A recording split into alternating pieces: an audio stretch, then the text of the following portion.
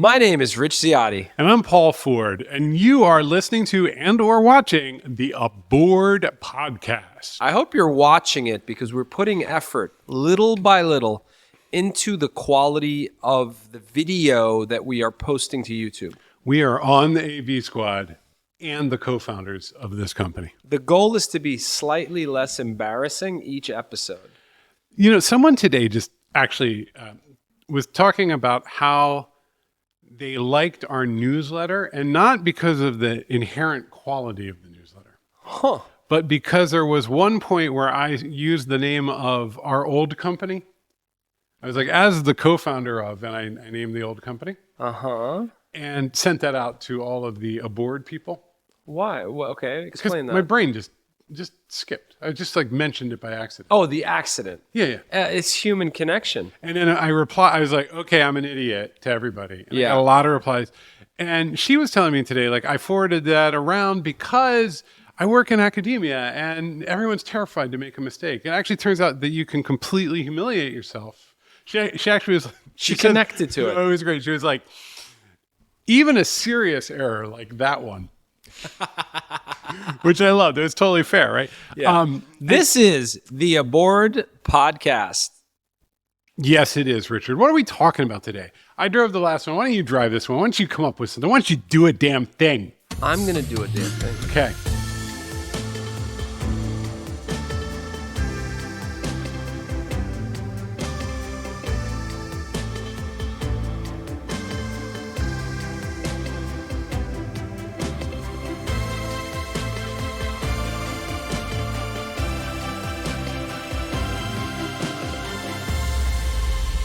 I want to talk, we often put on sort of quasi-historian hats when we talk about technology. And robes. We wear a lot of robes. A lot of robes and such. And I want to talk about the history of the web and how the web evolved. Okay. Oh, that sounds great. That's a really unusual topic for us. That's great. We're going to jump to today because there's a point in all of it. The web today is actually one giant, weirdly connected database. Okay, let's try to make this interesting. Okay. Now, hold on. I will make it interesting. Give me a second. Louder and funnier. Louder and funnier. So here's the deal. Most things point to other things on the internet. Links. Links are still running the world today. You still get a link to a thing. You get a link to a product. Wikipedia. Or you get the email from your bank saying, go to the bank website and click link here. To a red sweater that's on actually sale. phishing. Link to a red sweater. Okay. Exactly. And what you usually get is content that is consumed by humans pointing to other content to be consumed by humans. Check out this very cool red sweater. It's a great deal. And it's in the newsletter and it points to a red sweater at target.com. It's a link. You know what's happening today? What? Black Friday. Even though it's like Friday before Black Friday. Well, it's like Black November. It really is wild, It's right? really wild. It's really wild. So there is another layer that's actually really interesting. And who made it happen? We can thank someone for that. Google. Google is always trying to get smarter and smarter. You ever search on Google, how many home runs did Mickey Mantle hit? I often am really doing a lot of Mickey Mantle related research. Mickey Mantle's a baseball player, and what it shows is in big font up at the top, 594 home runs. And if you ask it when someone was born or how long World War II went on for, long time. It'll say 5 years and 6 months. And it looks like it answered your question. It's actually the same technology that's used when you use like one of those talking boxes like Alexa or Google Home or Siri. And the way Google has created this knowledge it's not base. Just lists of links, is it's essentially told all the citizens of the internet, listen, when you put web pages up, behave yourself in a certain way and we will treat them better because we're Google. Right? And then what happened was they built something called a knowledge graph. Sure. The knowledge graph is essentially all the information that's gotten from Wikipedia. Let me give a less library style example. Did you call me a librarian? Yes, and you're welcome. I love librarians. When you search for, what's this neighborhood called that we're in right now? We are in Park Slope Brooklyn, New York. So if I search Park Slope apartment 2-bedroom, it's very likely that 2-bedroom apartments will show up at the top of the search results. Correct. And the reason that is happening isn't because Google has this amazing ability to spy and investigate every aspect of your life. It does have that, but we'll put that aside It's a for different a second. podcast. It's because Zillow and similar websites want to get you to pay attention to them. Yes. And they know that you are going to go to Google and you are going to type in 2-bedroom apartment. That's right. And so they put special structured data at the top of their web pages. And Google indexes it. And you can actually, that's called a schema. If you go to schema.org, you'll actually see it's like a glossary of how you do this. Yes. And so Google got everyone to behave because they want to get into those Google search results without paying for Google advertising. That's right. And Google wants a better and sort of more data-driven web. And so and it's funny actually when you go and you investigate this, because our product actually makes use of that schema data. Some places really only want Google to have it. They don't really want everybody else to be able to get in there. Correct. They want that because sort of- you could weaponize that data, right, in a way. Yeah. And look, I could look at Google one of two ways here. This is a little bit about Google. Okay. One way to look at it is like they essentially anointed themselves stewards of the internet and said, look, if you want us to effectively treat you well and you want full citizenship on the world, on the nation of internet, you should do these things. They can't force you to do them. There are a lot of bad web pages out there that don't do them, right? But frankly, if you are a real estate broker, you're going to want to do them well because everybody starts with Google. So you could look at Google negatively here. Well, Do there's you a look moment. at Google negatively? I don't look at any of the. I remember once, if you live in New York City, do you read the New York Times? I do. I have a subscription. I mean, it's a funny thing because the New York Times has this big global profile, but if you live here, it's actually your hometown paper. It's one of several hometown papers. It's one of several, yes. But for a certain, it tells you things that are going on, Yes. about the people in the city that you wouldn't otherwise know. So, Yes. okay. And I used to get angry about the New York Times in a kind of political way a lot of the time. Because it just wouldn't go far enough or something would happen in op-ed. You didn't agree with a position. A friend of mine took me aside and was like, look at that institution. You often read it. You play, you do the crossword. It's vast. It's vast. And you get to criticize a specific part of it. But if you want to come at the whole organization, that's like coming at a whole government, right? It's not trivial. Over one policy position or one law or whatever. What I think happens is that all gets lumped into hypocrisy. So it's like, oh, Apple isn't great? Well, what kind of phone do you have in your pocket? Does it have an Apple logo on it? Gotcha. Yeah. And the reality is if I'm going to participate in the world that I find interesting, I'm going to engage with Google. And sometimes it is going to do wonderful things for me. And I don't want to just say they did those wonderful things again. I actually want to acknowledge that huge amounts of human effort went into that. And there was all kind of intent and so on. I mean, what Google did that was fascinating, right? Is the web was kind of a big open, semi-open platform.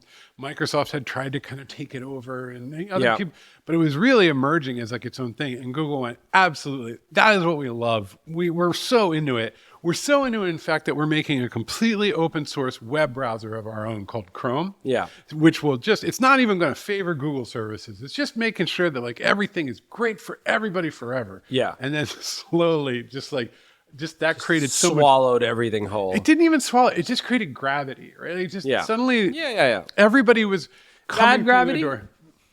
It's like anything, man. You know what's nice? Logging in with Google. You know what's weird? Google knows who logs into what. Okay. Right. Yeah. So then we're all doing this, right? Yes. We're all participating. So I agree with you. I don't have the position that Google was a bully on the internet and forced everyone to do anything. Their argument is we're a citizen like you, but we just people happen to start their day with us, right? And so you should probably behave a certain way, and we'll provide value back to you. That's the promise. Now, this exists. The knowledge graph exists. By the way, shout out to Wikipedia, which is kind of we've talked about AI a lot on this podcast. It is a key chunk of the knowledge upload to these AI engines out there in the world. It's the last. Wikipedia is a glorious piece of semantic information. It's the last true website. It's the last true website. So Google, by the way, unapologetic. I think they donate a lot of money to Wikipedia, if I'm not mistaken. Yeah, and there's. You know why? Because that banner ad gets projected across Google headquarters Of Jimmy Wales's face. of his face saying $5. Yeah. And then, People are funny. They're just like, Wikipedia has too much money. And I'm like, does it? Is that our problem as a society? Really? That the one good thing is overfunded? Yeah. Oh, Yeah. geez, Yeah. what a shame. But yeah, I mean, it's a wonderful sort of tended to source of information that everyone benefits from. Mm-hmm. I do think that it presented a strange artifact that others can pick up and no one has bothered to, which is interesting to me. Wikipedia. No, this knowledge graph, this beautiful set of connections that exist on the internet. Why do you think no one is bothered? People have bothered. So I think there are systems out there that do use that data. There's people. So let's be clear about what we're talking about. We're talking about like semantically structured data at the top of web pages and openly published that anyone could spider and use to build their own knowledge products like Google. Like Google top of search. Yes. Could, if you gave me a couple $1 million right now, I think I could make a very credible apartment hunter app. Yes. Okay. Yes. So I think that, first of all, though, it's that couple $1 million, right? Like it's not a casual enterprise. And you sort of, it's expensive enough to do a good job. And the data's still messy and still expires. There's always that last mile, yeah. That I don't think unless you're inside of a larger context, like building an apartment tool inside of a realty operation or already at Zillow or things like that. It's hard to kind of like, everything is so big, it's hard to make that jump. Yeah. Look, there is an index of the web. You could build your own Google. It is called Common Crawl. You can download huge chunks of the entire internet, terabytes and terabytes. It's You've mentioned this before. How big is it? like a petabyte. Like it's huge. Okay. It's fast. You can download it. You can download any piece of it. It's in S3 buckets on the internet. The problem with it, this scale, it's not tractable, right? Doing things, I can sit down and I can do amazing things with computers. I can look at 100,000 websites in a couple of hours and good for me. Yeah. But 100,000 actually doesn't mean anything anymore. Like it's millions millions of apartments, billions of transactions. There's billions of web pages. Yep. And so like, what can I do with Common Crawl? Well, lots of people do lots of things with it. Like they're using it to feed AI tools are eating that data and so on and so forth. But creating your own Google is just like kind of not trivial. Yeah. What database do you use, right? So a lot of it's open, a lot of it's out there. I want to build a knowledge product. The problem is if I want to build a knowledge product, going to the open web is really hard. Yeah. Wikipedia is a pretty good structured data set. There are others. IMDb is a good structured data set. Yeah. So, I could start there, Rotten Tomatoes, but it's very hard to like take something that's kind of muddy, clean it up. I mean, Google has thousands of people wading through that stuff. And 20 years of experience doing it, and it sets the standard. Right? It sets the standard. So it's a very unusual moment because I think everybody would argue that the web is much worse than it used to be. Objectively, there's probably about as much good communication and interesting data. It's just we're swallowed up by a social media news cycle. And the golden days of like everybody, having a blog was like having a garage band. Like it was cool. You'd walk by and you'd hear them practicing. Yeah, I mean, I think that's true. I think we're conditioned to taking in like really loud, crazy stuff because it just tickles our brain. Yeah. I also think even just going to almost anywhere on the web, it is a minefield. It's just a rough scene. And then that's why I wanted to have this conversation, because if you tell me, hey, go do some research and find out for me and get me the top 20 of this, and then your hands are sticky by the end of it. It's just your feet are glued to the ground. You're kind of in this gross place. There are two ways to do that. There's either somebody already did it for you on Wikipedia. That's true. That's nice. But that's not current oftentimes. A lot of times it's like, okay, find me Office Space in Seattle. You can't, or you can find the data on like using ChatGPT. Yeah. The thing you're describing is hard. It's very hard to do. I think that's why I wanted to talk about this, because I think we made an agreement many years ago, which is this, frankly, absolute superpower would be free of charge. We just made that agreement. Like, we pay for cell phones, we pay for membership to museums, but this one thing, which happens to be seismic in its impact on the world, is going to stay free. It was a terrible deal. You think it was a terrible deal? Yeah. Would we have what we have today without it, though? No, and it wouldn't be at this scale. There are trade-offs, but I'll tell you what. And it, would the world look more like AOL plus People magazine? I mean, there's that, right? So I think, should the web be hostile? well, here's the experience that sucks. The experience is there's something happens in a town, and you see the link to the local newspaper story.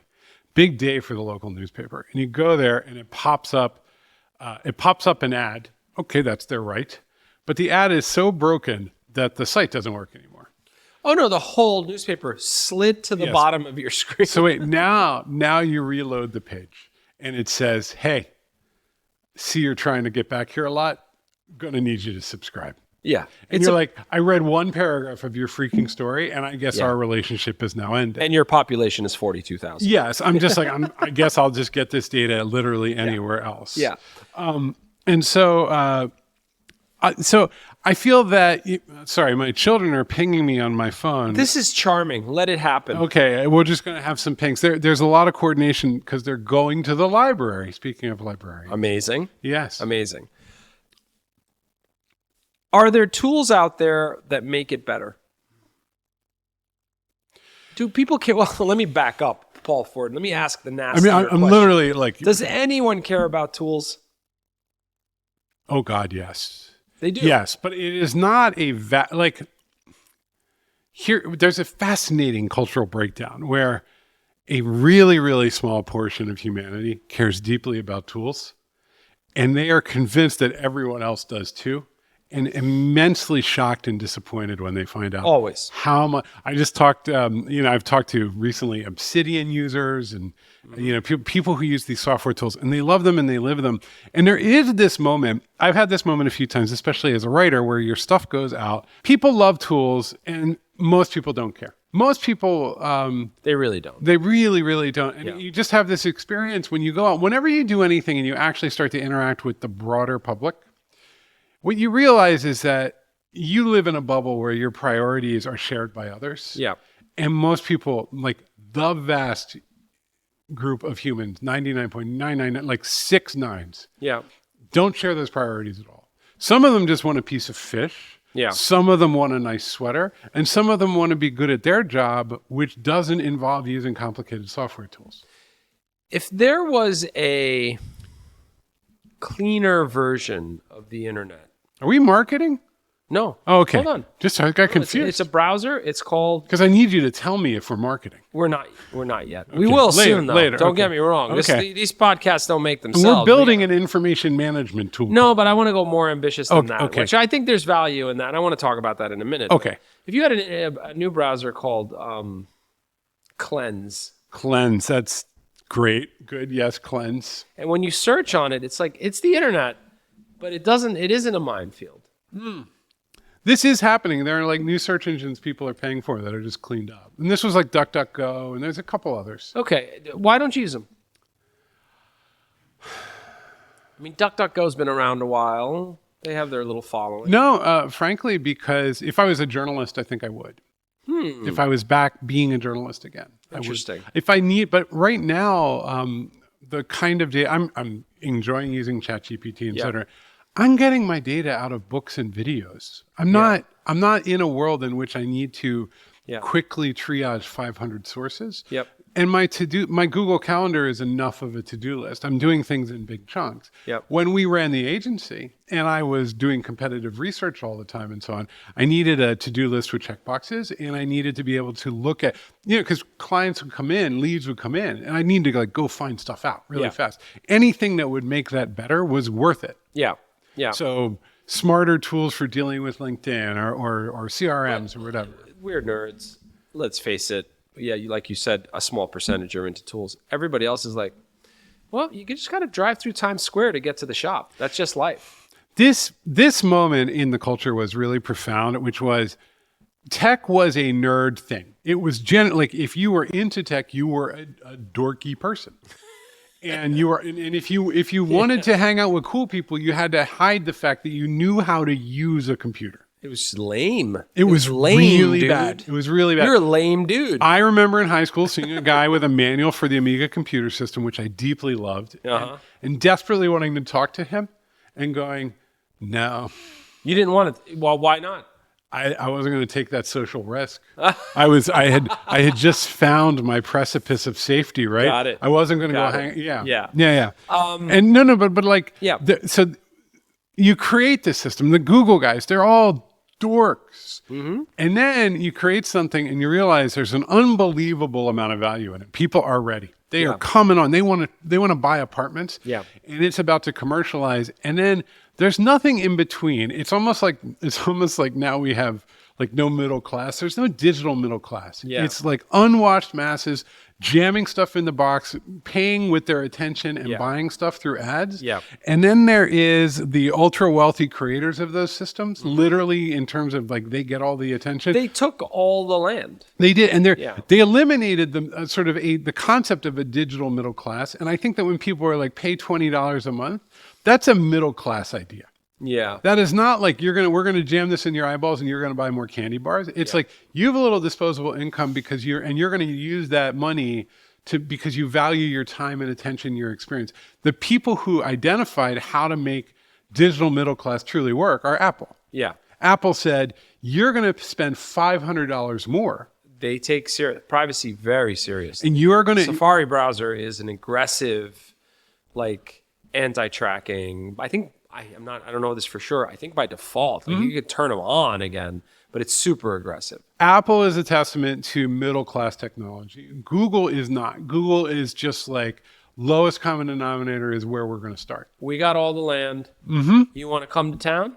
Yeah. You're coming through our town. That's right. And you're going to see the billboards on the way through. And you actually see that class system play out in like how in the ecosystems. Like Android is a working class platform. Yes. And iPhone is not. No, it's a gated community. And there's like a tension between green bubbles and blue bubbles in the chat. And, It's a gated community, and it has near zero crime, and the lawns are immaculate. You could argue it's a little more. My mom won't go to iPhone. She won't go to iOS. It's sterile. My point of all this is that I'm going to make a meta observation and then jump to my unapologetic marketing. Please go meta. My meta observation is we, over time, will accept a crazy set of circumstances as normal. I mean, this is like how we really will. We will. And the proof of that is just about every family. Exactly. Like you'll talk to people and they'll be like, well, yeah, on Christmas, my mom and dad would just open the presents naked. Yeah. And you'll be like, that's the craziest thing I ever heard. And they're like, oh, I guess normal. It's just, we're Swedish. Well, I'm going to tell you, I was about to go to marketing. I'm actually going to tell you a different story. We had friends, they're like Finnish. Mm-hmm. And he was Swiss. She was Finnish. I correct myself. Okay. And he met her family. And then and they went to a retreat, like in the mountains, and neither is a very demonstrative culture. No, but listen to this. So I guess part of sort of welcoming him in, but also kind of testing him, like all her uncles and her dad took him to like the sauna, like together, because apparently it's incredibly normal. Yeah. And everyone's genitals were out. But I don't think that for the Finns is that. I thought they were saunas too. This was a big deal for him. Well, it's not even, I think regardless of what's going on, it's first off, these are all like 50 and 60-year-old dudes, right? Like he's like in his 20s? Yeah, he's in his 20s. He's in love with her, with like, the daughter, the girl, and she's in love with him. It's like, go get to know my family. And everybody's like, everybody's clothes come off. That's rough stuff. You don't want to see the advanced age genitals of your family. He was telling me the story, and Future family. to your point, he wasn't. He was like, "Isn't that crazy?" It wasn't that crazy to me, but that's crazy. Yeah. To you, right? Yeah. Like it was more like that. Yeah. But I'm like, yeah, that's great. Now I'm going to segue that little aside into what a board is about. When Okay, so wait, people are checking in on this thing. They may not know what it is. A board is it kind of looks like a bookmarking tool, but it is a data management platform that's really easy and really smart about web data. You said it beautifully, Paul. And this Thank you. this is how I want to tie it back to this whole conversation. Okay. When we share a link with each other in chat or in an email, that link essentially says, here is the key, here is the latitude and longitude to a location on the internet that you're going to have to walk through and see absolute hell to get to. Probably, right? yeah. Probably, not always, right? And so what that means is that it is just a pointer, a reference point on the internet. What a board does, and that's why we're going to start to talk more about a board as a data platform, because it isn't link storage. That's not what a board is. What a board does is, when you give it a link, it unpacks it, looks at the data inside, and makes it pretty for you. To be clear to everyone, we're not going to market the product out. Like, we're going to talk about why we made decisions about web data because we love the web. Like, it's not I don't want people to listen to this and go, "Oh, really? Here we go. I got to listen to that." Paul, Yeah. nobody cares. No, I know nobody cares. Nobody really cares. I think the highlight I would make with the board, and this is I think the takeaway from this particular point, is that it's really pretty. The web is actually really pretty. When you clean it up, it's just beautiful. It's a great application delivery platform these days. It's great. Yeah, it's great. really nice. It's great. I want to echo something you said to me a while ago. Building a board has been a journey. And something you said to me, I think it was a year ago or maybe 4 weeks ago, I'm not sure, was, how about we build something that makes the web a little bit better? Mm-hmm. And that's really hard to do. Like, people say that, and like they have aspirations around it, but it's really hard to do. We set out to do it thinking it was going to be like, we built a certain layer of the product, and then we were like, let's give this 3 more months. Yeah. And make the web a little bit better. Yeah. And that was 5 years ago. That was a year ago. No, we were off by a factor of 4, and we're actually really good at software estimation. Yeah. It just turns out that it is a big sticky pickle out there. Yes. Hence the title of this YouTube/podcast video. Sticky pickle. Not after the story about the Swiss and the Finnish. It's not going to be called Sticky Pickle. I'm Rich Ciotti. Check out Aboard at aboard.com. By the way, by the time you watch this, the mobile app will probably be out. Check out the mobile app. Notice that that last little hedge right there? Jeez. But I think it'll be Let's out. Let's air that laundry. No, I'm excited. I'm very excited. And a board is good, and we want to hear your feedback. We'd love to actually talk to you if you're using it. Get in touch. We're doing more and more user interviews and learning a lot. The platform's kind of sort of taken a lot of shape, and so it'd be cool. So reach out if you have something to tell us. And hello at aboard.com. Yeah, reach out at hello@aboard.com via email. Yeah. And if you're enjoying this podcast, if you're watching, subscribe. Like and subscribe, my friends. Like and subscribe. Definitely. I'm saying it now because what I'm going to do is in post-production, I'm going to make a little animation of a finger going up, and a bell. And Our video editing tool has like those all built in. It's pretty disgusting. Speaking of a gross internet. I love being a middle-aged influencer. All right, Richard, well, let's get back to work. Have a wonderful week. I'm going to take down the green screens. Bye-bye. Bye.